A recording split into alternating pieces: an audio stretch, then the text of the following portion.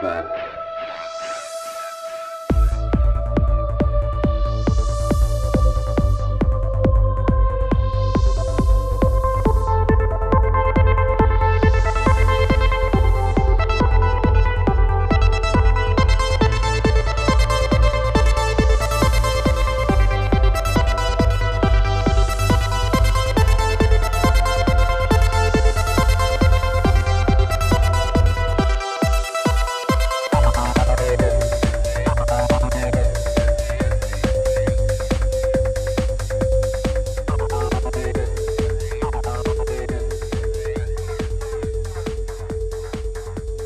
What's up? What's up? Another episode of Ripple Effect Podcast. Of course, I'm your host, Ricardo Rendes, also known as Ricky Rendes. I don't know why I said it like that. I sound like a fake MC.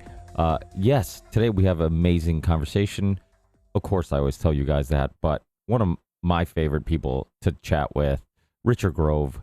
He's a historian, podcaster, writer, researcher, documentary filmmaker, the founder and creator of the University of Reason, the founder and host of the Grand Theft World podcast, somebody who went from a Ripple Effect podcast friend to becoming a real friend and actually being able to hang out during his birthday and many other occasions.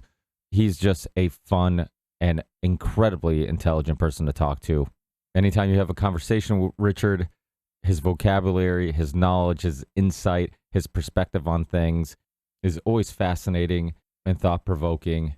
But today we kind of took a different route.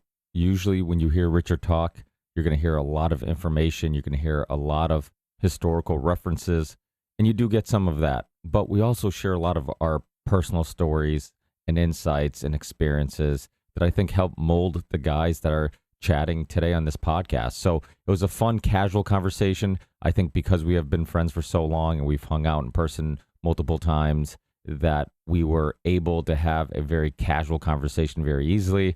Hopefully you enjoy it. I'm calling this one Learning from Life's Lessons. But before I wrap up my intro about Richard, some of his amazing past work that I highly recommend you guys checking out is the Peace Revolution podcast, the State of Mind, the Psychology of Control documentary, the Grand Theft World podcast, and the online university called the University of Reason, and the very popular autonomy courses.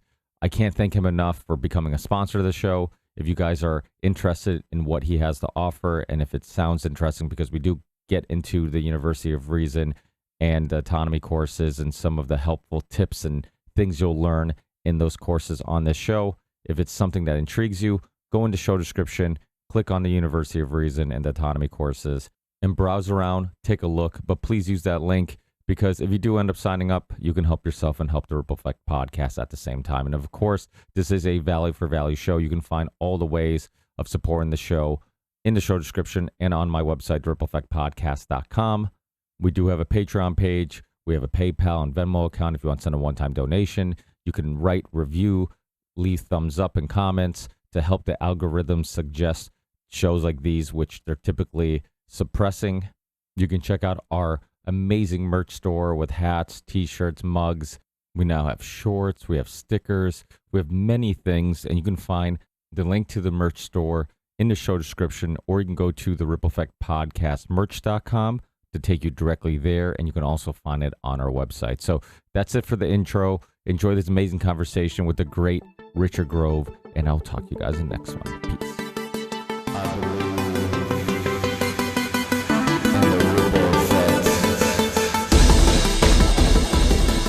Pick your construction experience real quick.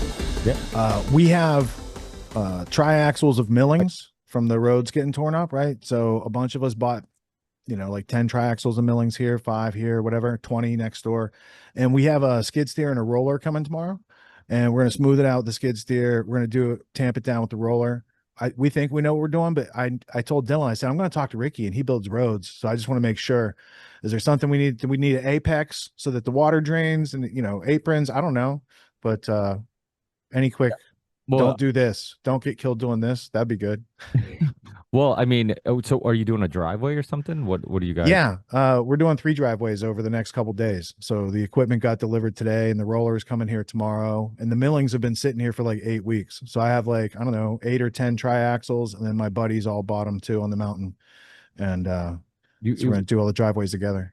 what I mean, I will give you a lot of credit for just literally doing it yourself. I mean, I guess now with YouTube and you can kind of look up anything, and it's actually kind of, if it's not something you do every day, like most things, it will eventually feel like work. But Ricky, wait till you come down, bro. We got a sawmill purring out there. We're cutting lumber on the property. I'm going to build a kiln because that's the bottleneck when you have your own lumber and sawmill is the kiln. You got to kiln stuff. But yeah, dude, you got to come down because I think we're like closer to you now too. yeah, so what town did you move to? I can't disclose that. That's secret. Or what towns are near you? I moved like 20 minutes from where I was, but I think it's 20 minutes closer to you.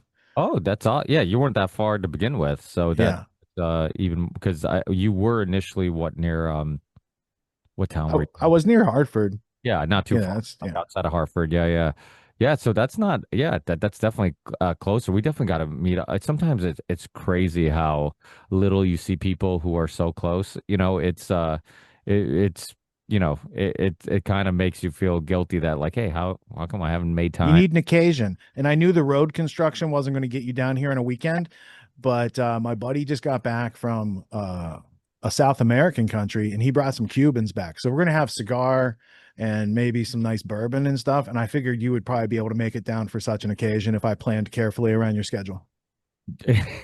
Well, definitely.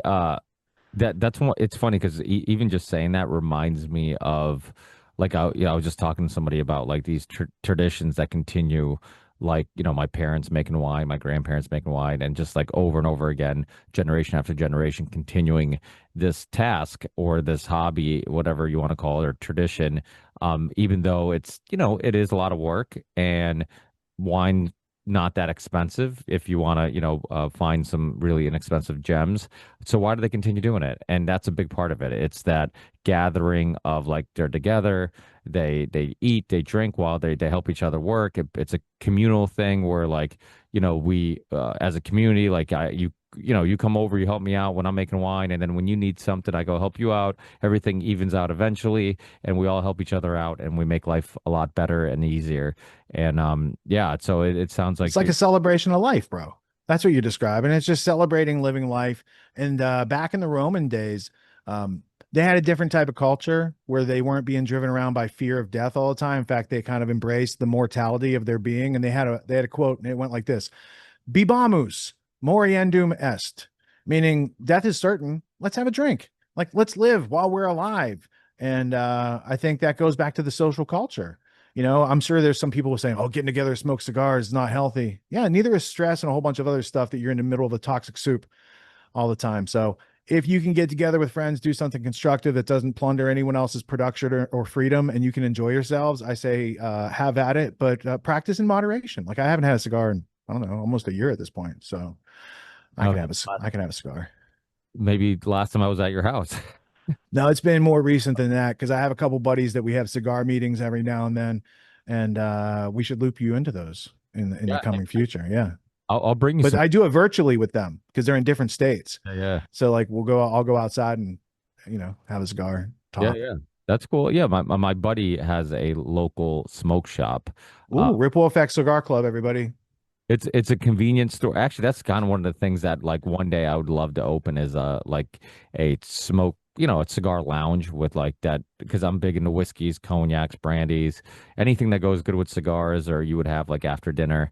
And I've always wanted it like kind of, open one, maybe, one day in another venture. But it's my buddy owns a convenience store, but also has a great selection of cigars. And a lot of we have some golf courses nearby, so a lot of the golfers will swing by there and whatnot. But he has a great selection. Anything I need, he can typically find for me, and he has great prices. So I'll definitely bring some down for you. But yeah, I mean, even cigars. It's funny because I remember years ago. This was probably 2013, 2014. One of my earlier guests, Delicia Silva. She's a cigar reviewer, and she's in all the cigar magazines. She's, beautiful. She knows cigars. So why not put her in all the magazines? Why have somebody else review them when you can have a attractive young lady review them? But she really knew her shit. That's one of the reasons why I had her on. It was because she actually did really know her stuff. And if I have to pick somebody to talk to for an hour, I'd rather pick up somebody that's, easier on the eyes than a dude. But one thing we talked about was how it's a bit of a conspiracy, this idea that cigars are equal or even anywhere close to as harmful as other things you smoke, like cigarettes or whatnot, because she's been around. She goes to all these Nicaragua, Dominican. She goes to all these farms, these tobacco farms, and she knows these generations and generations of families that have worked there and grown these farms and sell the tobacco that Drew Estates uses, and all the big all the big companies. And she's like, there's no cancer rates, like increase in cancer rates. There's no history of lung cancer and whatnot. And her and I were talking about this. I remember talking about, like, I wonder if there's been any good studies, because I'm like, I don't know anybody who smokes cigars who's had issues with their health due to it. And I've been smoking cigars for a long time. Sometimes I go through these phases where I smoke more, sometimes I smoke less. And but my wife would always be like, "Oh, you care so much about your health, like why smoke?" And I'm like, "There's only one ingredient in cigars, just tobacco." So I'm like, one, I know what I'm putting in my body. Whatever you're snacking on, there's probably more harmful chemicals than that. The thing you're drinking probably has forever chemicals, in the plastics that you're intaking. So when you really think about it and you put it in perspective, it's like there's not really any good evidence that if you only smoke cigars, it has any negative effect on your health. And two, there's plenty of other things you can cut out that I think would be much more beneficial. And then three, I think the stress thing, like you mentioned, is completely understated. Like, people don't realize how harmful stress is to your health, physically, mentally, all the above. So if I can reflect a little bit, relax a little bit, and that cigar helps be my yoga mat where I can just, like, detach from the rest of the world and just focus on this fun little thing. And there's going to be some, I think the good outweighs the bad by far, not even close. And I also think I remember there was a cigar magazine where this guy wrote this article about how since the beginning of man, we've come around fires, right? Like, so if we're hunter gatherers, we kill something, like, the enjoyment that we got out of life revolved around being around that fire, eating with your tribe, and watching that smoke, watching the And what fire. did that mean? It meant you were safe for the day. You can relax. You Yeah. made it through all the dangers. Now you can take and lower your security awareness level a little bit. You've been provided with food. You've got fire for the evening. You're warm. You're protected from predators. Yeah, that's natural time. And I think that's also to your other point about the toxins, pesticides, right? Now, do you think Romeo and Julieta, they're putting a bunch of pesticides? Maybe.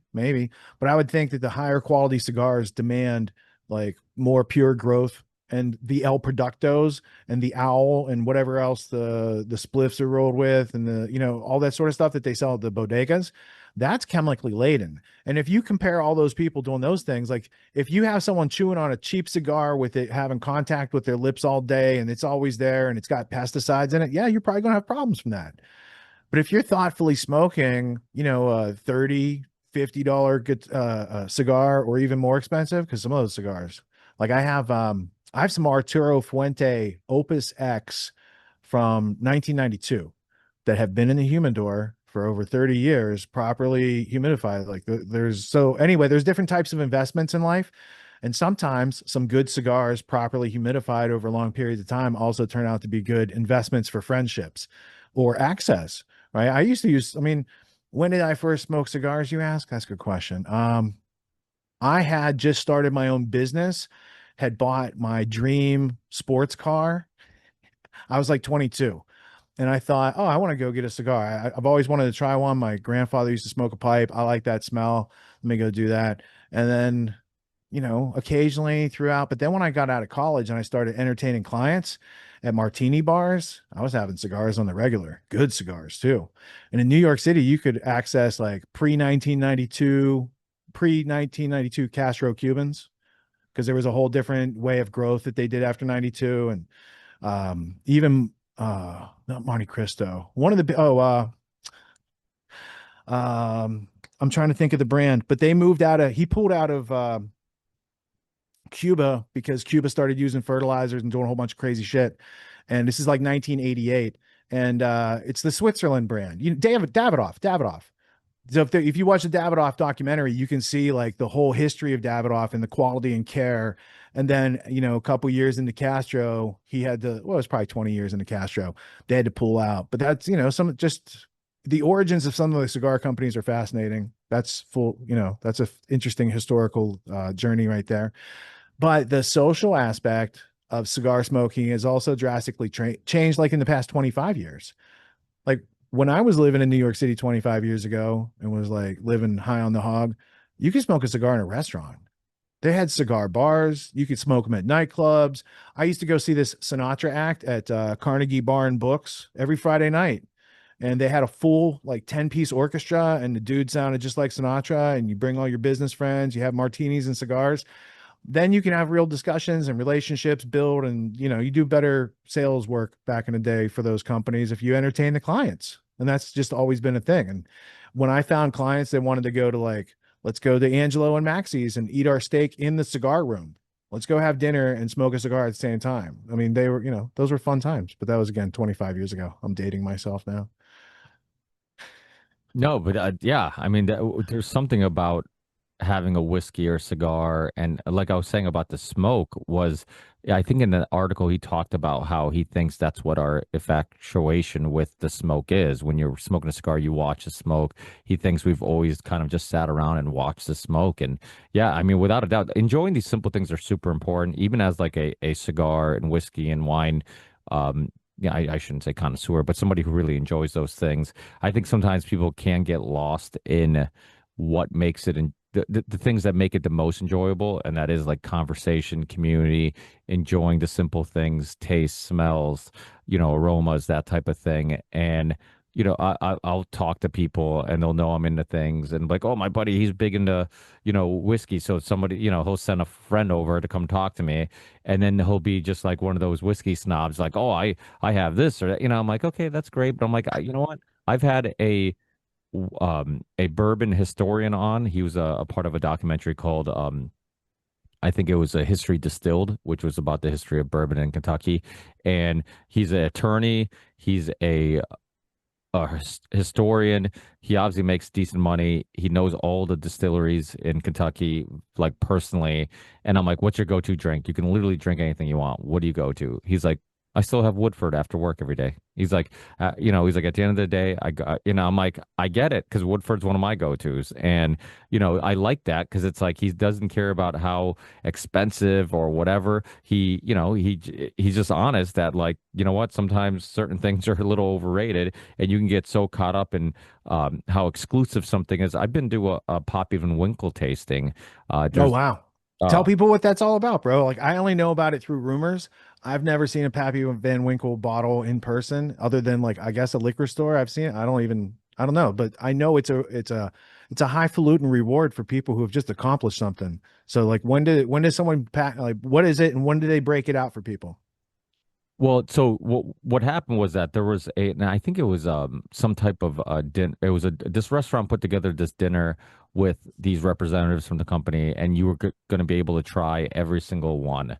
And I mean, I think it was like a couple $100, and my wife's like, that's a lot for a dinner," and I'm like, "Yeah, but some of these bottles empty go for a couple $100." Yeah. So just to try some of them. But the cool thing about whiskey, and it kind of hits on what we're talking about, and one of the reasons why specifically I like bourbon so much, is that they had like the whatever it is, like the 10-year-old stuff, they had the 12-year, the 15, and you get to a certain point of it being aged that people aren't interested in it. So because I asked, I'm like, which one's the most sought out? Because the thing about bourbon drinkers specifically is that we actually like the bite and we like the taste of bourbon. So if something is too smooth, which in typically like in other spirits people enjoy, like we want a whiskey that's too smooth, we want Yeah, you want a vodka that's too smooth. exactly. You want a scotch that's too smooth. So everybody if you have a choice between the 10-year-old or scotch or the 20-year-old scotch, nobody's going to say they want the 10-year-old. But bourbon's completely different. Bourbon, nobody wants the aged stuff. There's like a handful of whiskeys, bourbon specifically, that are aged. Like Russell Reserve has one. Baker's is aged like I think 7 years or 9 years or something like that. But like the past 10 years, like nobody's interested in that because you lose the flavor, and that's what people are seeking out. So, a couple of my buddies that are big into bourbons, we always say like bourbon drinkers are real whiskey drinkers. They're the ones who actually seek out the flavors and the bite, and they like the whole experience of it. Where like if I take a sip of whiskey, there's like one called Blondie that I had on sometimes when we go on vacation or the beach or whatever, I'll go to a local liquor store and I'll look for something unique that I've never had. And this one time I asked the liquor owner, the liquor store owner, I'm like, hey, what do you have that's different that you would recommend? I want to try something new. And he's like, oh, I got this one Blondie. It's so smooth. And I'm like, hmm. He's like, oh no, you're gonna love it. And he's like, and it's really good, but it's too smooth. Like, and so I remember looking up. I'm like, I wondered. I'm like, I bet you I know the reviews on this thing. And I looked up the reviews, and that was the complaint. Like, it was too smooth. It was too like there was a lack because in most of the time when we say too, something's really smooth, it's kind of the same of saying like there's a lack of flavor. Like you're removing some of the bite, you're removing some of so if you make it too smooth, I can't taste the barrel when it's too smooth. yeah, Is this barrel charred or not? yeah, you're right. So it is, but just enjoying like that's one thing I like about bourbon is that bourbon's not one of those communities where people care about how expensive things are. So like even Poppy Van Winkle, the older stuff isn't sought out as much as like the newer stuff because it does lack. And we tried all of them, and really, like I think the sweet spot was like whatever it was, like 10 or less years age. Over that, you kind of lost some of the just the levels and the layers of flavors that it has. But yeah, just even those simple things. I remember during COVID, because obviously we're all stressed out, we're all getting kicked off YouTube, which I have been reinstated, which I'm sure most of my listeners know. But it's during COVID, it was a perfect example of getting so caught up in getting this information out there, so caught up in like trying to spread the truth and learn what's going on and try to that like the simple things we like forgot about. Like, hey, what are we fighting for? We're fighting for the right to just enjoy our lives, and we're doing so much fighting that we're doing basically no enjoying, and we can't. It is a balance. Well, you're fighting for your freedom of private property ownership, because if you're not allowed that, you are property and you are owned. So I own my body, and I'm not looking to inject it with some experimental gene therapy brought to us from a guy who got his job as CEO by inventing chemical castration for mammals very close to human beings. And that's called Improvac. And that's how Albert Bourla became CEO of Pfizer and was in charge of Israel being exclusively jabbed with the experimental Pfizer vaccine. He's not even a medical doctor. He's a veterinarian. So like, those types of things. You want to preserve your intellectual self-defense and your physical self-defense, and then live your life with freedom of association and freedom of movement. And that's what COVID was designed to break. So I think it was during those times you had to either go with the panic or you had to go your own way, as Fleetwood Mac used to say. And I think a lot of people leveled up their freedom, became stronger, more resilient, more anti-fragile, more prosperous, more positive, because you can't let these people, like, we only have one life to live. So they exist doing these things, but we can't always let them get to us. And I think it's important to, growth mindset plus anti-fragility plus learning how to learn anything. You can really leave that type of thinking in the past, right? Because they want people to be in fear. They want you to be incapacitated. They want you to be scared to speak up, because you'll lose something that you can't replace with your hard work and ingenuity and creative thought, right? So, yeah, there's been a lot changing in the world over the past 4 or 5 years. But I also think a lot of people have woke up. They've been red-pilled in ways that they can't go back. They've learned that maybe Tony Fauci's not their friend, and they should be incredulous when people in authority make very specific claims about things that can be readily disproven. I completely agree. Yeah. So obviously, I've done the majority of talking like usual because I can't stop talking. But What kind of music do you listen to in those modes, right?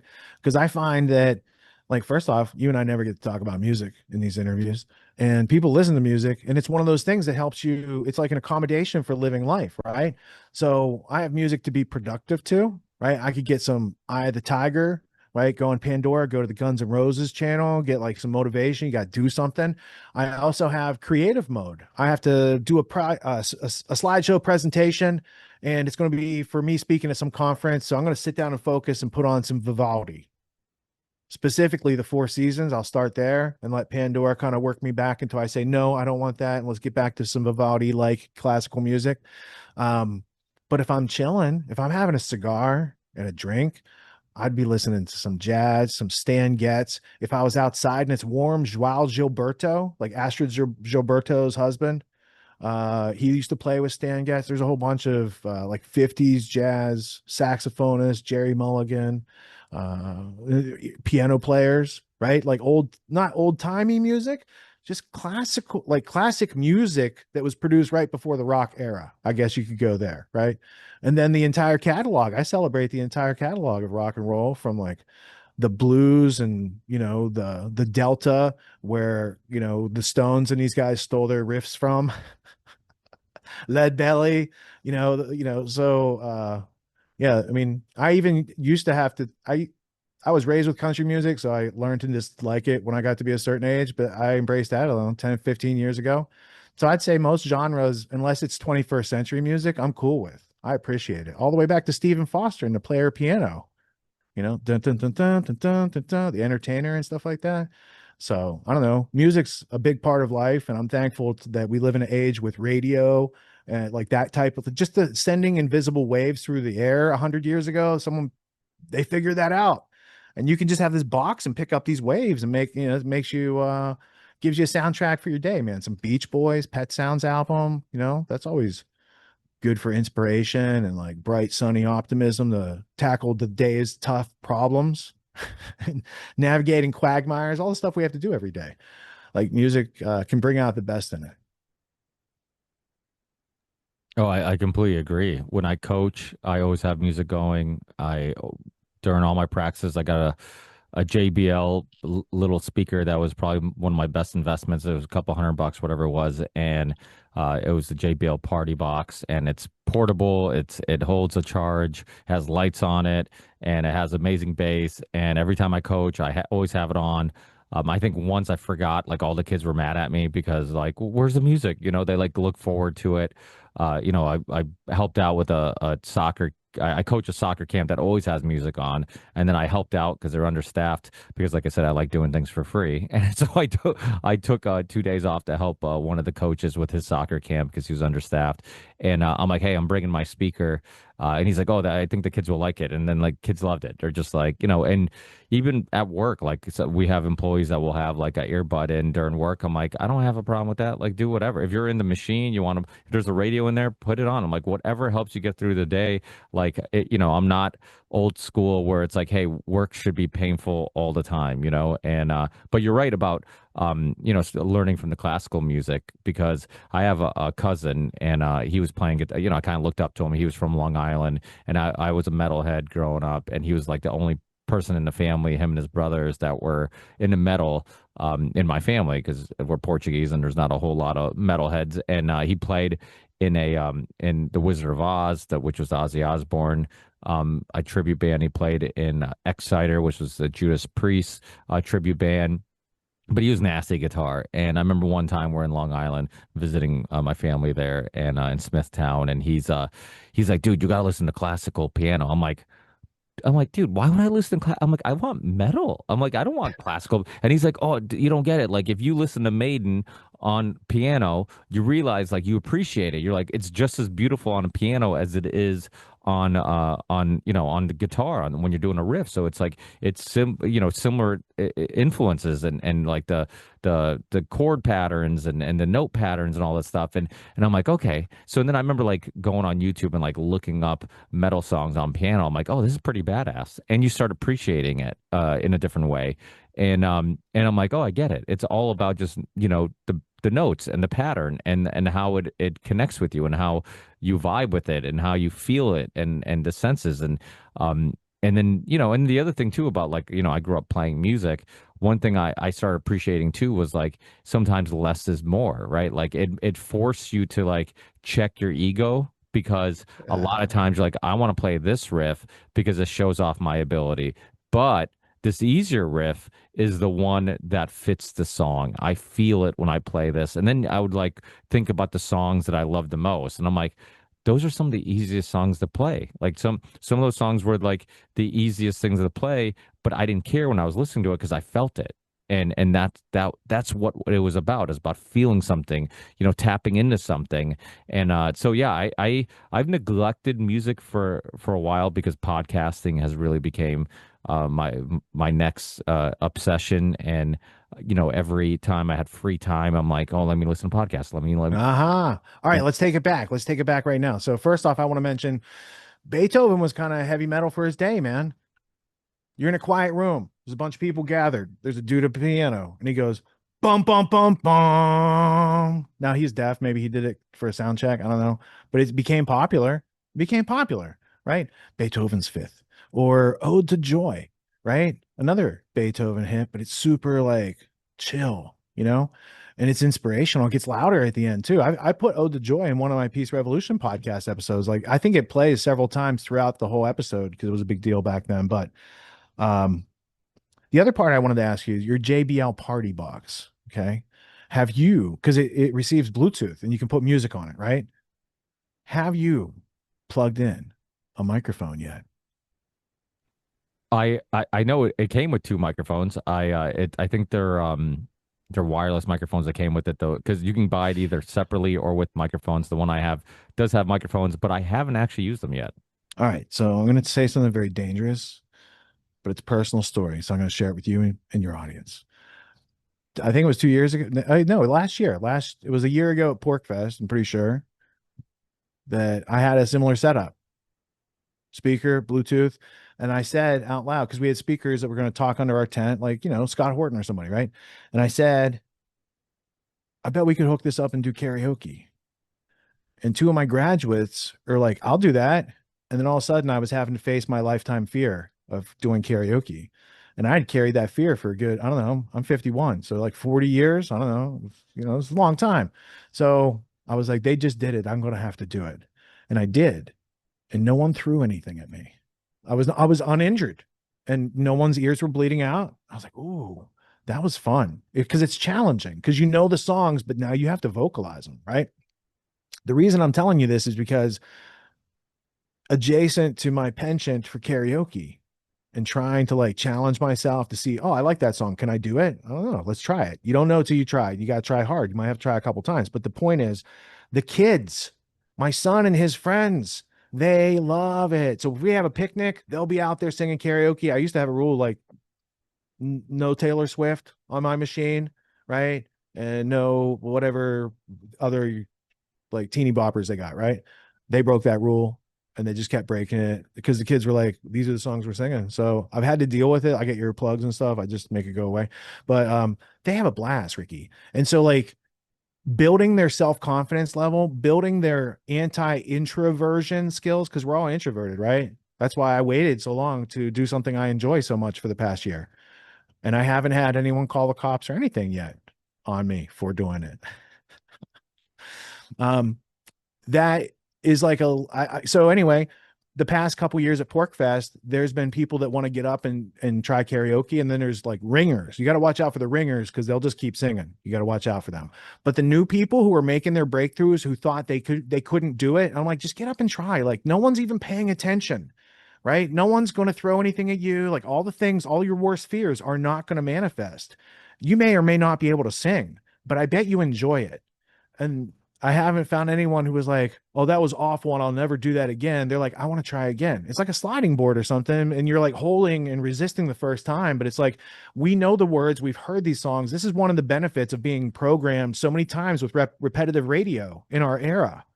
People don't really get that today unless they hit repeat because there's so many different things to listen to. But we all know certain songs from like the 60s, 70s, 80s, and 90s. And if I crank out some Bob Seger and there's people around like the old, like boomers love that, dude. if we're sitting around people our age, it's like you play some Nirvana or some Pearl Jam or Stone Temple Pilots, and people. So anyway, I find it like stress reduce. Like I don't have a lot of stress normally. Again, knock on wood, because I don't like to tempt nature, because Mother Nature's sense of humor is called irony for humans. But yeah, there's a lot of people doing a lot of things when it's like when you do something challenging like playing a musical instrument or singing, which is using you as a musical instrument, you can't be worried about all these other things that are going on in life. And then once you reach that like balance center, now let me go approach life's hardest problems today. You know what I'm saying? So there'll be times, I didn't do it before this one, but I don't know, where was I? I was on Kurt Metzger's show yesterday. I was like, let me just go see if I could do this song. And I went out for 5 minutes, back porch, it's in the middle of the woods. And I came back in, I did my thing. And I felt like calm, centered, prepared to do it, because I just went and did something harder than doing a podcast. Right. I did a Little River band song, a Cool Change. Like you'll get a song in your head. I'll be like, oh, I'll go out and see if I could do it. Right. So anyway, that's been a lot of fun. And you have access already if you plug in those mics, and you'll be surprised. Like the kids, they love like We Will Rock You, you know, uh various other songs that we know, but we're like they like to sing. So it doesn't all have to be like Barney Purple Dinosaur music. Like it could be music that's palatable for the adults, and the kids also have fun. So find that happy medium, take that to like soccer camp or wherever, because it's going to help those kids perform better when they have that internal self-confidence in themselves just like switched on in like 3 minutes. That's my gist. No, I agree. So one of the soccer camps that I do in August, I take a whole week off. It's called Amaral Soccer Academy or Soccer. I don't know what the official title is, but this guy, he's kind of like a local legend, who's been, traveled all over the world, worked for ESPN Deportes as an analyst, played professionally overseas. He runs this camp, and I help. And one of the things, so it's very it's draining. I mean, it's a long day. You're on turf all day. The idea is to live like a professional footballer. You basically get your uniform. We all go to the cafeteria. We eat. We go to the field. We eat lunch. We go back to the field. We eat dinner. And then we go back to the field. Then we wind down. We change. The laundry's done for you and everything. So, but one of the things we do at the end of the night after we're done with everything is each year, one or two of the nights we'll do karaoke. And it's the same thing. Like you'll get some kids who are scared, and then they finally go up. And then once they break the ice and once they get it out of their system, they end up enjoying it. And then next thing you know, they're going up again, and then they're going up again, and like you said, and then there's also the ringers, the ones who pretend they don't want to do it, and then they kill it, and they know every song. You could tell they do it all the time. And but it is one of those things where like it's fun, it's difficult, nobody's ever going to regret doing it, even if you suck. Everybody's gonna, I mean, nobody expects you to sound great, nobody, and so it's awesome. It's a great experience, and it is one of those things where most people have a bit of fear and are afraid of doing that in front of a public or people who they might not know very well. And anytime you do something difficult after you're done, you usually do feel better. And I don't honestly, I haven't done karaoke. We were at most summers we'll go to Cape Cod once this in the summer, and we go to Hyannis, and there's this bar that or this restaurant that at night has karaoke, and we happened to be eating there, and we had a late dinner, and then karaoke night started, and we had our kids with us. And everybody's kind of drinking and have a good time. I'm looking at my wife. I'm like, I wonder if we should leave.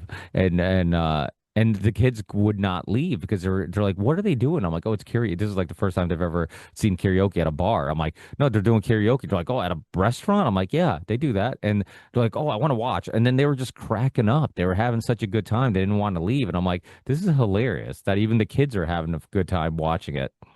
Well, I mean, you don't have to pay for a band for entertainment. You see, you become the band, and it's entertaining for a different reason. That's all. It's just a different type of entertainment. And as long as no one gets too uptight and takes it too seriously, it's a lot of fun. Like I've never seen anyone cry afterwards because they did so poorly. I've seen people do poorly and they giggle as they go off stage. Like, man, I really crashed that one. We've played contests at PorcFest. It's the Porcupine Freedom Festival, and apparently it was the last one because they're not They don't have a place to have it this year, apparently, allegedly, as of yesterday. But there's people that would go up there and you know, you play a song, and then at the end of the because we just use YouTube. We don't have a fancy subscription because we're not professional karaoke people. So at the end of YouTube, any song plus karaoke, it'll come up with like 9 more choices, 10 more choices. So that's called karaoke roulette. So you got to sing one of the things that came up if you want to stay on stage, right? And you can't do double. So after a while, it gets diced down to what's being recommended.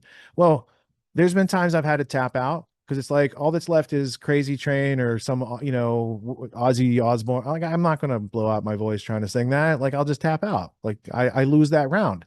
But there's like there's games you could play. There's a whole bunch of fun we had, and I was glad to find that I didn't have to be inebriated to do it, because like that's the big like cliche about it is, oh, you could do it but you have to be drunk. I was like, oh well, I don't think I've ever done it tipsy. I can have fun sober with that, and yeah, I expand my catalog day Well, by day.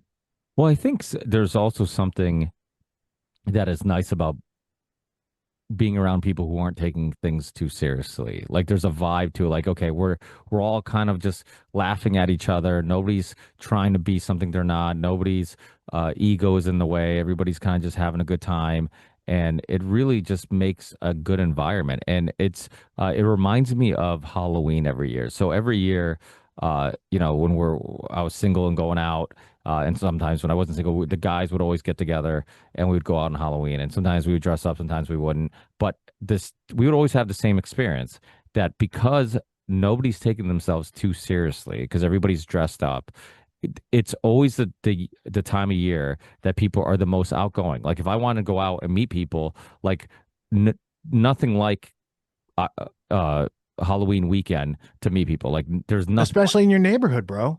Like it's the weekend, you can go meet all your neighbors and walk up to their house and like, talk to them because they're all out there handing out candy. Yeah, but if Yeah. you go out like bar hopping, like the girls, everybody's just so outgoing. We would go out and you're like, you'd literally be in line, and conversations would spark in 2 seconds. People would ask like, "What are you?" "Oh, that's a good costume." Or that, "Oh, I like your," and then it would spark a conversation. Nobody took themselves too seriously.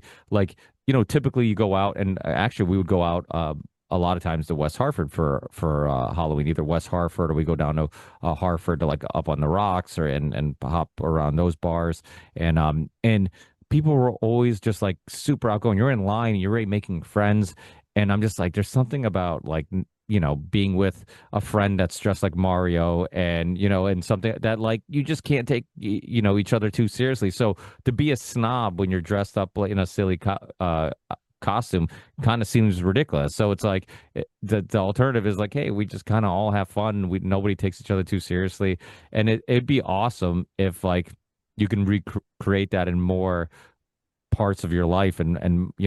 But when you can have those moments where everybody's kind of just giggling, nobody's cares about how much money you make or what you do for a living or mistakes you've made in your life or the fact that this person's more attractive to that person. Like people are just everybody's talking to each other, everybody's being friendly, and it makes for a great vibe, and it almost kind of makes you think like what the world could be if everybody like kind of checked their ego from time to time and did stop being so judgy and whatnot, and I think we should do it once a quarter. It's like, keep it real. They used to have traditions in elder societies where people in positions of society would flip flop for a day, and that helped to keep it real. There's also some things that went on in the time of Charles Dickens. When he writes A Christmas Carol, there's also some esoteric mysticism in that story of him like having an ego death experience and coming back to be a nicer guy to everybody, right? Like there's something to that. What was his real name? Reverend Charles Ludwig Dodgson, or is that Lewis Carroll? I forget. But anyway, these guys were all in like the Golden Dawn and Mystery Societies. It was very popular back in the late 1800s. So they would weave that type of stuff into their storylines, and otherwise it just seems enigmatic why Scrooge would have such a turn of events. It must be a miracle. But if you take those rites of passage away from societies where everyone has extended adolescence and is subservient to authority, then you're going to continue to have people frustrated and aggressive and fighting and, all these things that we don't want to participate in. It's like a jar of ants and it's being shaken, right? It's like red versus black ants and they're fighting each other, but they're not shaking the jar. Someone else is shaking the jar.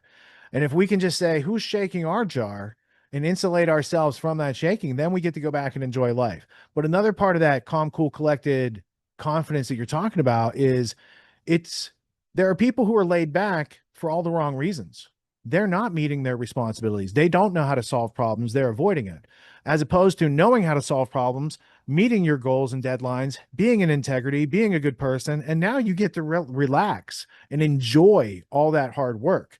That's the best type of being laid back because that person at a moment's notice can get up and do something productive. And they often do, right? Like what I was doing right before this interview. I was installing a kitchen sink and making sure that all that stuff doesn't leak while dinner's being made in there. So I have to be able to go from calm, cool, collected to, oh, there's water spraying out of this pipe. And we turn to what's going on and think through and be able to troubleshoot. So otherwise, you create disasters everywhere you go, like Pigpen from Snoopy. Is that the right cartoon?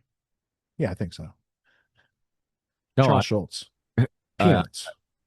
I definitely think that life's a yin and yang. Like you need, I don't understand people who can lounge around for too long. I like it drives me crazy. I just have to be productive. Not to say that like in regards to work related, I just like doing stuff. I like to get things accomplished. I like to just, if it's writing emails, if it's working on a logo, if it's just something. So then at the end of the day, I feel like I can enjoy myself. My wife's she's gotten used to it, but initially I would drive her crazy because we'd go on vacation and after like 24 to 48 hours, I'm going crazy. And then I'm like, I need to go to the gym. I need to go play basketball. I need to do something. She's like, why? Why? Like, just relax for a little bit. You went to the gym. And I'm like, no, no. I'm like, I need to earn the relax. And luckily, having, my son, who is, probably a creature of his environment, he also loves being active. So now, like, if we go on vacation, we'll go find a court. We'll go play soccer. We'll go play basketball. We'll go for a walk, a run, or whatever,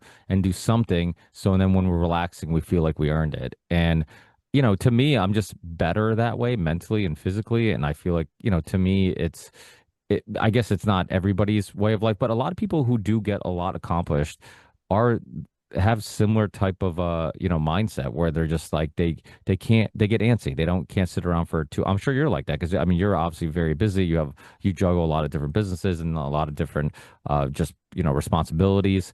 uh do you obviously music is great for the or the mental therapy, right? I'm a big believer that it can take you away, help you kind of unplug from the rest of the world and just focus on that song, or even if it's just I love trance music because I would feel like it's late night, I'm driving home from the bars, put on some trance and literally felt like I'd be in a trance, like I'm just kind of dazing off, wandering, and like, but physically, like, do you also do anything physically to for physical and mental therapy? Do you go for walks? I mean, I never saw any of the men in my family go to the gym. Usually the work in front of them was enough to be physically fit. I mean, around here, you could lift logs, you could lift rocks, you could lift pavers. There's lots of heavy stuff on this property to lift. So I don't feel the need to like do the gym thing at the end of the day. And past 4 months that we've been renovating in order to move here, I don't know, I probably lost like 30 pounds, dude. So I haven't had to do much physical. I mean, back in the day, I used to play hockey twice a week at lunchtime and go do that sort of thing. And I went on the ice after 20 some years last year. I lasted like 3 minutes before I was like, I'm useless. We were playing a game, so I couldn't do all the things that I needed to do. And I was just like spent already. I was like, the 20-minute warm up, I was like, I'm done. After the warm up, I was like, okay, I could stop on both sides. I can turn. Okay, can I turn backwards both ways? Okay, good. But after doing a couple shifts with guys who play twice a week, like I needed to start slower probably.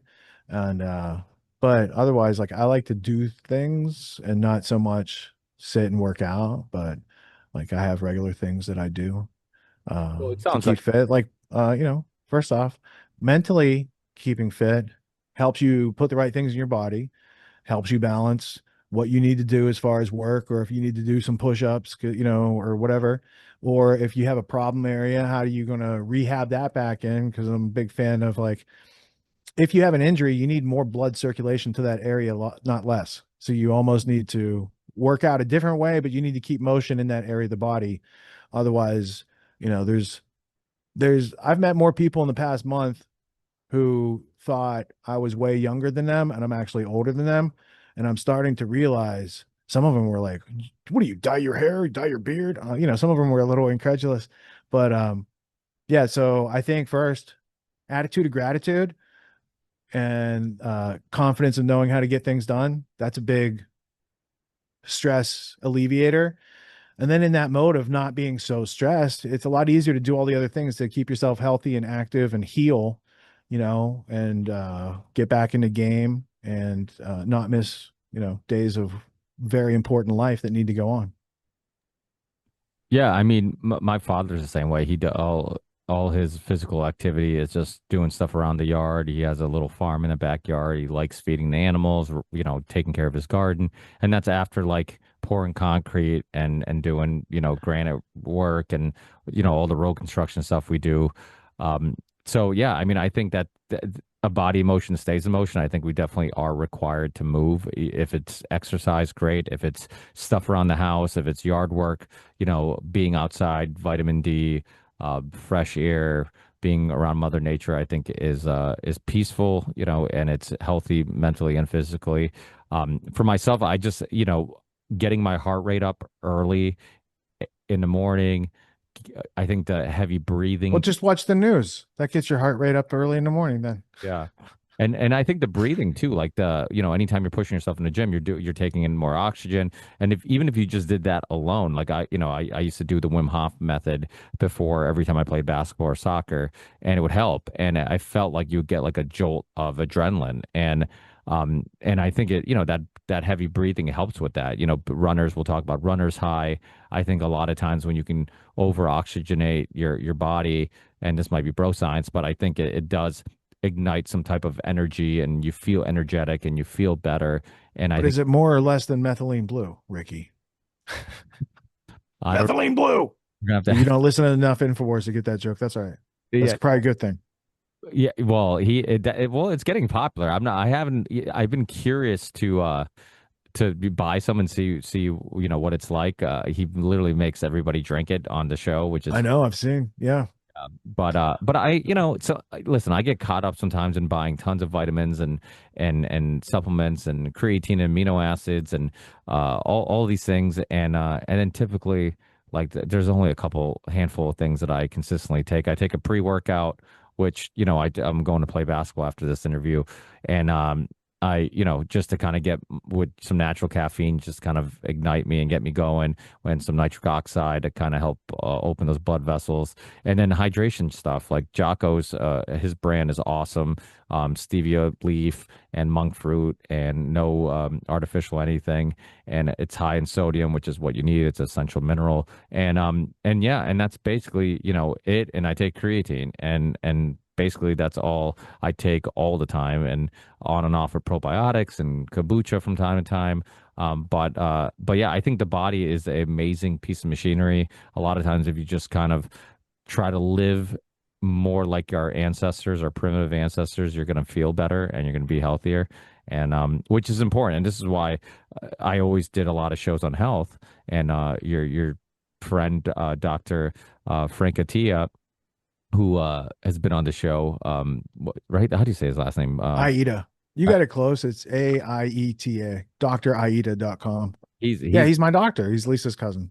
Yeah, he's awesome and super. I remember anytime he's on the show, like super informative. But it's always one of the most important topics for me, because it's like if we want to create a podcast, if we want to, help coach your kids and this and that, if you want to, host a freaking 7-hour podcast every Sunday night, like it takes energy, and you can only do it if you're taking care of yourself first. So it's like, hey, all these other things are important. You want to get all these things done, like you got to start there. Like the more energy you have, the better you feel mentally and physically. That will give you the opportunity to actually achieve the things you want to achieve. Yeah, I mean, I've run a challenging schedule for most people for the past 7 years. So there's 2 nights of the week where I'm up to the wee hours of the morning. My go-to for rejuvenation and recharging is just get sleep. if I don't have enough sleep, I can't function at my highest. And I need my highest abilities a lot of the days so I just try to make sure I get enough sleep and then I can meet whatever challenges of the day are popping off. And days when like you're low on sleep, then you learn how to do that. Like, a skill is learning how to sleep anywhere, anytime you need to. And if you're tired and you got 5 minutes, learn how to take a nap and start recharging. And, so I'm pretty good with the flexibility. And there's been many times during this renovation I've had to get up like 4 a.m. or 3:30 or something's going on where your wants and needs are different. So I'm going to go with satiating the needs and not the wants. And as they say, cowboy up, put your big boy pants on, whatever. And then afterwards you're bragging instead of complaining. How many hours do you require, more or less? I mean, 7 or 8, I'm good. If I have a little over 8, I'm spectacular. If I have less than 3, don't be putting me under heavy machinery after a couple days of that. I don't know. Don't be putting me on the steamroller or anything. But yeah, I mean, I run a pretty good pace, and Grand Theft World's been Sunday night from 9:30 till 4 a.m. for since 2020, since COVID. So that's a time when the family's asleep. I can focus on current events and juxtaposing them to the history and all the books that I've read. Um, and then the rest of the week, I can just worry about helping adults outgrow their status quo and teaching people about autonomy and doing various events and interviews and stuff like that. And other than that, I get to spend time, finishing the renovation in between activities. Yeah. Well, the reason I ask is because for some reason, and I'm always like trying to get people's perspective because I'm one of those weird people that if I get obviously little sleep, I will be dragging like anybody else will. I can get through it though, but sometimes I work better with like 5 or 6 hours of sleep than I do with more than 8. Like if I get more than 8, I get in a groggy, like it's almost like my body has been in deep sleep for so long, and I don't typically get deep sleep. I'm usually up once or twice, or sometimes 3 times a night. Checking on the kids, like, hey, are they too cold? Are they too hot? Should I put the ceiling fan on? I'm like that person who like can never enjoy myself because I'm worried that everybody else isn't. Like I want to make sure everybody else is good and having fun or whatnot. But I'll be up and then I'm like, okay, like let me do the math in my head when I wake up. I'm like, oh, I feel good. I'm like, oh, I was up for an hour watching this, maybe watching Grand Theft World Sunday night for an hour. I feel better with like 6, 7 hours sleep. If I do more than 8, like I said, I literally feel like I'm in that groggy state mindset for like Yeah, 2. I'm like just the reverse. If I don't get a full charge on the battery, then things don't come as readily as obvious to me. It'll take me longer to figure stuff out, and that's how I make my living. So I want a full charge on my battery. Now, let's say I have a deadline. Like oftentimes for any type of Red Pill Expo presentation I'm doing for Ed Griffin, I'm a procrastinator and that drives my creativity. So I'll get the assignment, like let's say April, he's like, hey, we're going to have this thing in August. Well, I'll start thinking about it. And by June, I'll have an idea. And by July, I'll know what I'm going to talk about. And then it comes down to like now me making the presentation is like me printing it out. So it's done at the last minute. So there's no other things to be added to it. And I get it out of there. But on times like that, to meet a deadline, I'll stay up all night. I'll stay up a couple days. I could do whatever I need to do to not be out of integrity with my agreements. I'm kind of the same way. I definitely don't start things as early as I should, but when I do start them, I get obsessive compulsive about them, and like anything I start, I'll just have to it's almost like I have to finish it, or I just can't be happy. I'm like, I need to get this done, and I'm like you, I'll like work all night. I'll work, and I won't even have a problem with it because I'll be so focused. Oh yeah. I'm in that focused state. I'm trying to take advantage of it. I'm like, I'm going to get this done. I'm in this focused state. I'm like, I'm progressing. If I don't do this now, I know how I am. I'll end up getting involved with another project. And then next thing you know, this thing will be on the back burner. And, when you have that type of attitude of like, hey, when you get involved in something, you want to get it done or you want to do your best at it. I don't understand people who can half-ass things. Like to me, and I guess sometimes it does benefit you where you can kind of like some things don't require as much attention and detail as maybe I want to put into it. Somebody will just ask for something and I'll spend so much time thinking about it and perfecting it. And I'm just like, did That's it overkill. Yeah. Yeah. Because That, the rule is, Ricky, perfection costs too much, takes too long, and is unappreciated. But excellence is appreciated everywhere, and it's just slightly a little bit more work than good. It's like good plus quality assurance check, shine and polish, make sure it doesn't leak or whatever the thing is, right? Excellence is accepted in the market, it's affordable, it's achievable on a consistent basis. Right now, I started years ago keeping track of like things around my house, like chores. Maybe I was half-assing. And then I got into this idea, I think it's a Japanese idea called Kaizen.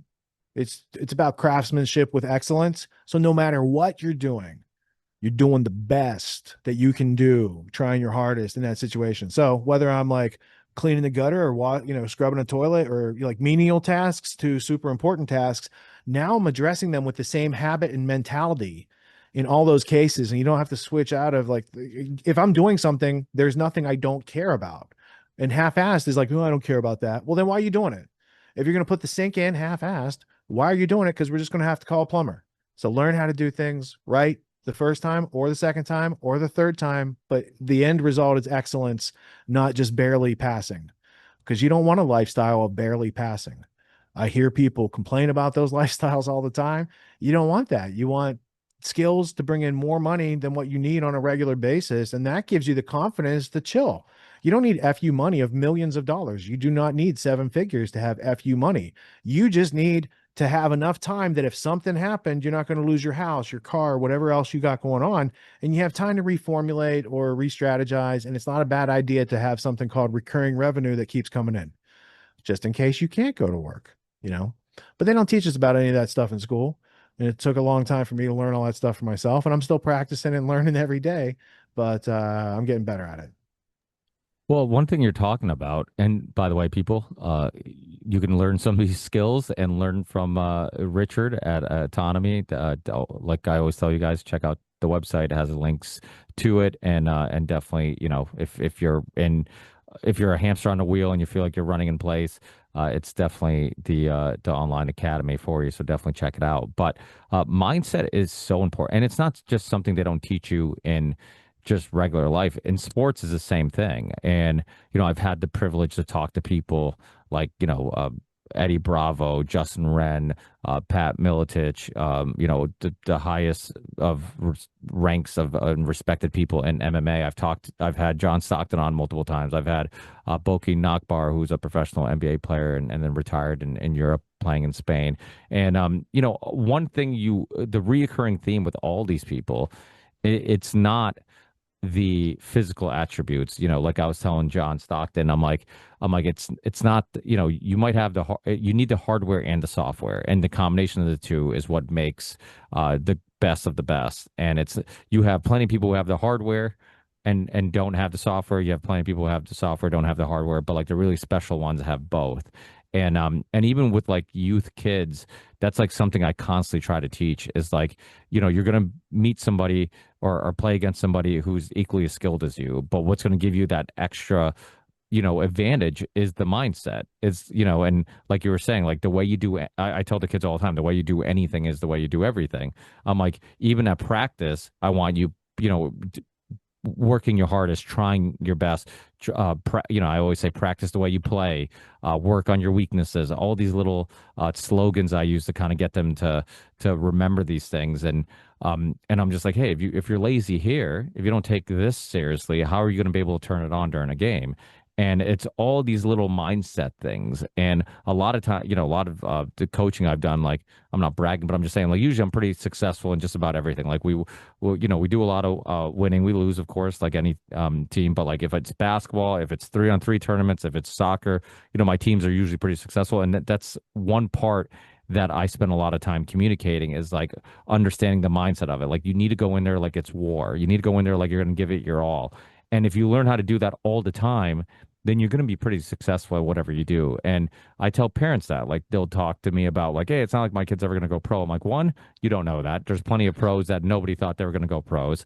And then two, there's plenty of studies that show that kids who play sports at a high level, they all end up being successful in whatever life pursuit they have. If it's, a CEO of a company, manager of a company or whatever. And I think it's those lessons you learn with discipline, communication, sacrifice, all these things that you gather from playing team sports, and I guess even individual sports. But those things are going to translate into everyday life. Being a little bit competitive.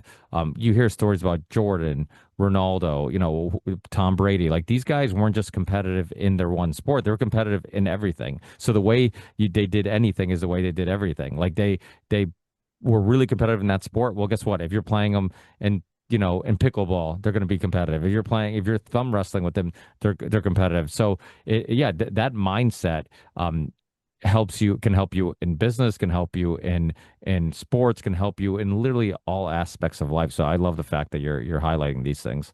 Well, not only that, but the being able to give back after you've received benefits of these things, like that's why you coach. And I don't know if you know, you probably don't, so I'm going to tell you. But once upon a time, I used to coach for the NHL's Diversity, Equity, and Inclusion program. Now, they didn't call it that then, but they call it that now, right? Back then, it was called, I don't know. I coached so I played in college, so I got out of college 97 and I moved to DC for software executive work and I wanted to give back. I was like, what can I do to keep myself occupied and out of the bar? Well, I became a coach for the Washington Junior Capitals, and they're like an elite travel hockey league for teenagers and rich kid parents. And then I saw an ad that Nike was hiring for the NHL's program, whatever they called it back then, hockey for everyone or something like that. And I coached in Anacostia, DC, which anyone who knows DC knows that's not a good area, especially for a white guy to go to. Because I got warned by all my colleagues. They're like, you're crazy for going to that area. Well, I went to that area all the time. I had an amazing time coaching those kids.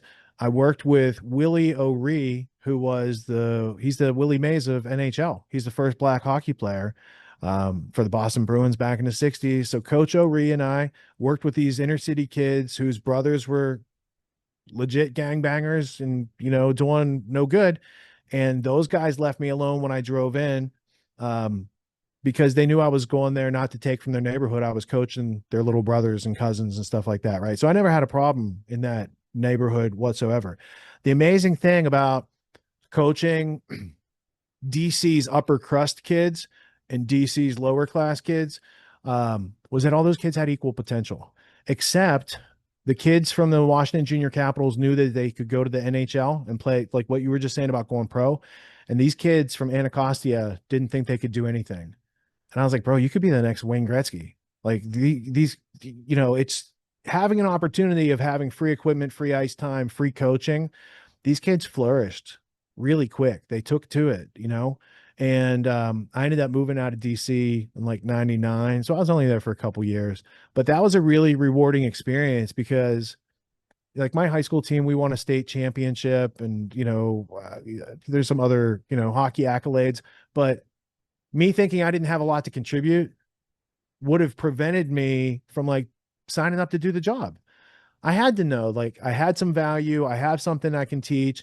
I know about teamwork. I know what it takes to make a team. I've been part of experienced, successful teams, and trying to translate that into a world where like they're getting screwed at school, they're being left out in the streets by their parents, and otherwise these kids don't have hope or optimism. So, that was one of the rewarding things that I did back in the early part of my software sales career. Was extracurriculars like that. And I would do that instead of going to the gym. You see what I'm saying? Like I can, you're out there skating, you're passing, you're demonstrating all these things, right? Because Coach O'Ree would use me for, skating and stick handling demonstrations and stuff. And yeah, that was rewarding. And when you do things that are meaningful, either to your endeavors, your goals, or for other people's, right? Like the whole idea of having like a job or a career in society means that you have some value that other people appreciate regular enough that you get money for it. Like, so you have to provide value for others just to be buoyant in the economy in the first place. So just learning any of that type of stuff and internalizing it and keeping it close to you as you're growing through your various phases of development, I think is critical. And a lot of people miss out on that because like the Simpsons are on. Like I never saw the Simpsons. I coached in high school too. I coached the junior varsity team. So I never got to see the Simpsons because hockey practice was Sunday night. I never saw In living color. There was a whole bunch of Sunday night shows. All my friends would be talking about. I'm like, well, I had a blast last night. And even though I played baseball and football and hockey, I loved hockey practice. I didn't like football practice. That's not fun. Playing a game's fun. Practice is not fun. Baseball, I could take it or leave it. I was really good. Hockey, I was severely challenged at. I didn't learn to skate till I was 14. And to be able to make varsity by ninth grade and do those things, like I really had to get out of my zone. Putting blades on my feet were antithetical to my logic. I'm like, how can you make them stop? Like, how does that work? My brain's getting in my way. 14 is an awful age to learn to skate because like I'm this height, but 130 pounds and trying to impress girls that I go to school with while falling on my face at the ice. It didn't work very well. So it was you have to go through those struggle, awkward, ambiguous, embarrassing. That's growth. Every learning opportunity, every problem demands learning, and every learning opportunity means you don't know how to do it yet. So you better get comfortable with embarrassment and falling down and getting up and brushing yourself off and moving forward. Otherwise, you are going to be stagnant in this culture. And that's what they want everybody. They want everyone to be like, I'm a victim, feel sorry for me. I'm like, I'm sorry, that doesn't compute. Victim means someone else is responsible. Then I have to wait for them to fix my life. No, I'll take responsibility. I'll fix it now. And that's like a bifurcation in public thinking out there. The difference between the communist collectivists who expect to be taken care of by their government and the people who are like, I'll figure it out over here. Leave me alone, please, and I'll enjoy my freedom. As they say, different strokes for different folks. I love that story though, because coming from a basketball and soccer background, they're completely different communities. Like I grew up playing in Springfield, Holyoke, Chicopee.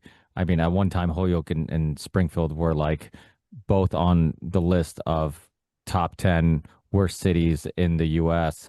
And I think they both were in the top five actually. And it's some of the people I hung out with and played with and grew up with. I mean, some of them are dead, and some of them came from really tough neighborhoods. Sometimes I drop them off at their house. They need a ride, and I was a little, it was sketchy, and I was a little scared to even be in the neighborhood. And but so you see all these potential in these kids, and like they're great people who just weren't given the same opportunities as others. And soccer is the complete opposite. Well, at least in America, I always say like soccer is similar to basketball in other countries except America. Like in America, it's a rich man sport. Like, so I'm on a board of a soccer club, and it's expensive to play.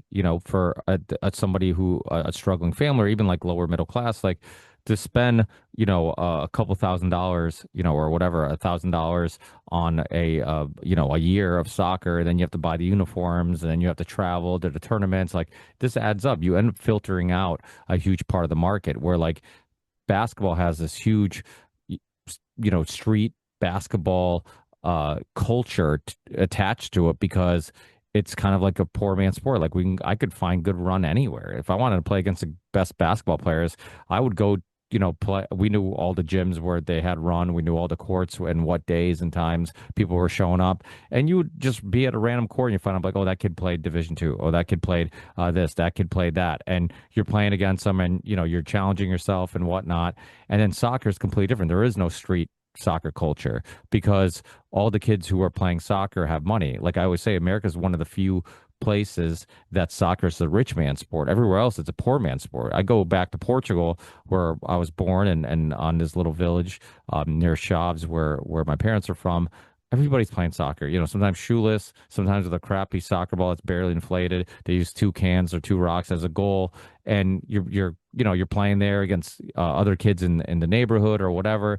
And I mean, sports I think is super important for self-confidence, discipline, all the things we've been discussing. And I definitely, even with like the club that I'm on the board on, like that's one thing I kind of keep preaching is, and I'm the bad guy who's always like, no, we can't raise the price of anything. Like we need to keep it as affordable. Do better fundraising. Well, get better sponsors. Don't raise the price on the families. Yeah. And I see the argument too, like, some people will bring up, well, if a parent really wants their kid to play, they'll find a way to, I'm like, yeah, that, in some cases that's true. And there's some parents who won't even entertain the idea because it's already out of the, their affordability. So it's, to me, like you can't have enough things for kids to do, in regards to arts, if it's music, if it's, we keep thinking like the most important thing is like, hey, how are they doing in math? How are they doing in science? How are they doing? Like, are their grades good? It's like, okay, that's great. But I'm like, I also want them to pursue passions. I want them, like a lot of, I joke around. I'm like, hey, my best aspect is doing things for free. Like I love just taking on tasks, and I don't, the rewarding thing is just doing it. It's like I just enjoy connecting with kids. I enjoy, having conversations like, we're having now with the podcast. I You enjoy enjoy coming over to do the driveways this weekend? Come on down south, man. Use your expertise. your well, I do you're compacting the gravel. Well, did you Yeah, put we're spreading the millings with the skid steer. You just drive it backwards. You got a smooth bucket without the teeth, and you just pull it backwards, and yeah, then you roll over it with the but roller. what are you putting it on? Is it like a couple inches of gravel? Did Oh, you I raised the driveway probably like 8 inches, so it was like 3 inch and less, three minus.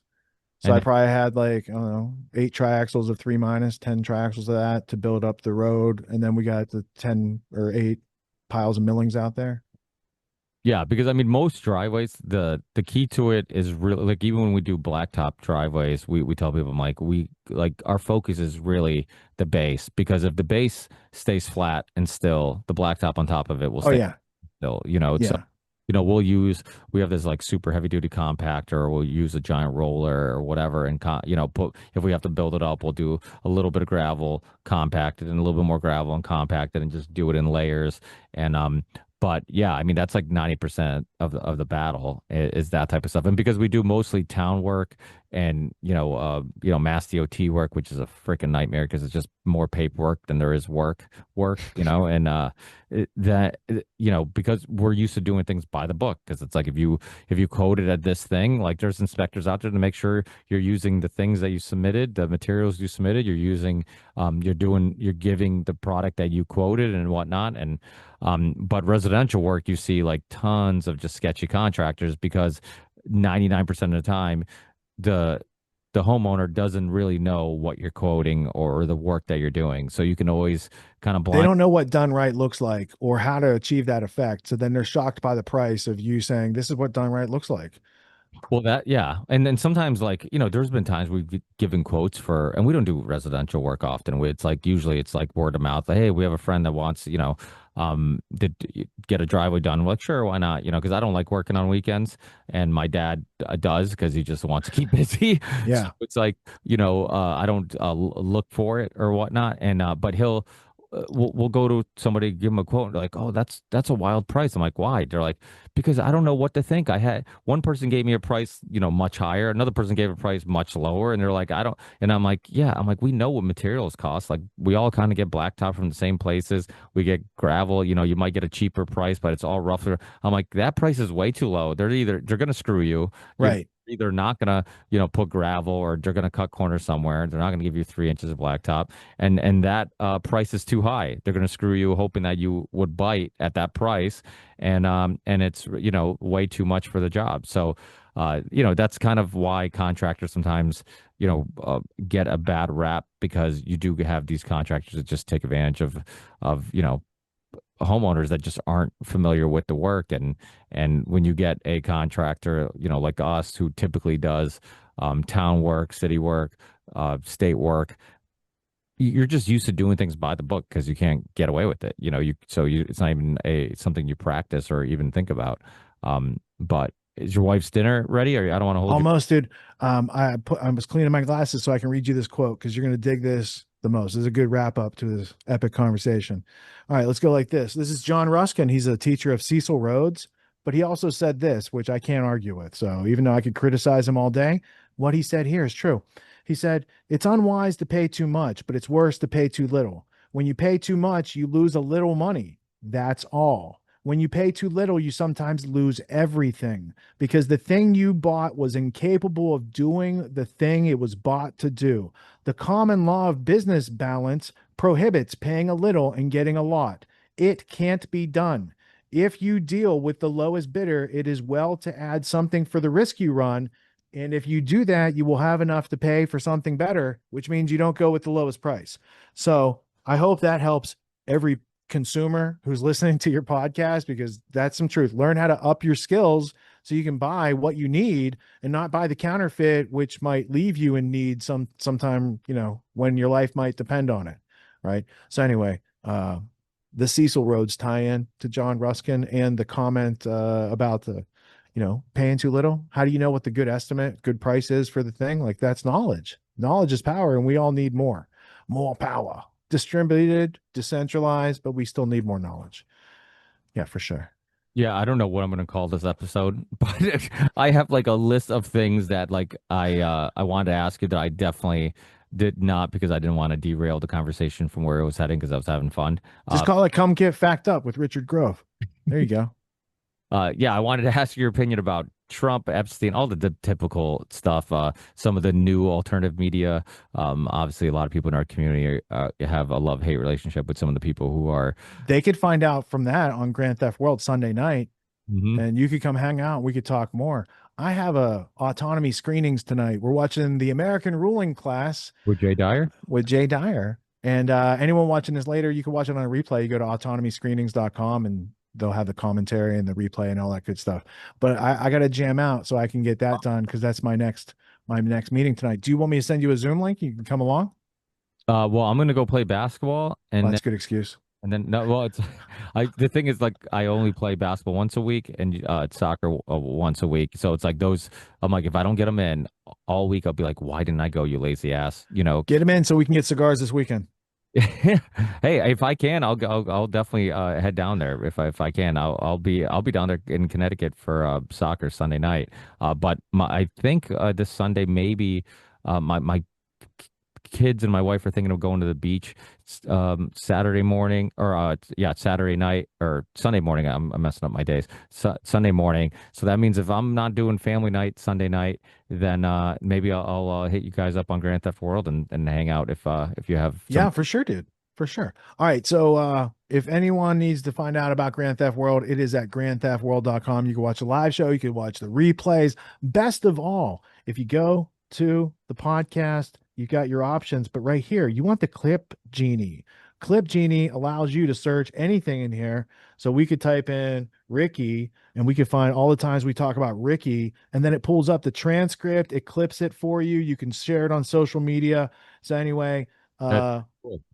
yeah, it's really cool. It's really cool. And it's for, Grand Theft. It's not behind the paywall. Any Grand Theft World listener can use that and search COVID, mRNA, all the things that you just catch up on now. Like we were talking about it back then, real time, or 10/7 research. What's going on Israel Palestine? We've been very much on top of that story. And we're going to show you the evidence that mainstream media really doesn't want you to see. And we're going to back it up with historical artifacts and context so you can truly understand, make better decisions in your life. And for those of you looking to outgrow your status quo, you can go to getautonomy.info or Grand Theft World, get your skills or learn about they, them, those who are doing this stuff to take away your freedom. Either way, it's a healthy workout. Ricky, thank you for the invitation today, bro. Hey, thank you, Richard. We're gonna have to do this more often, and we'll keep in touch. Thanks. Enjoy your Jay Dyer and your screening, and we'll talk soon. All right, man. I'll see you soon. Peace.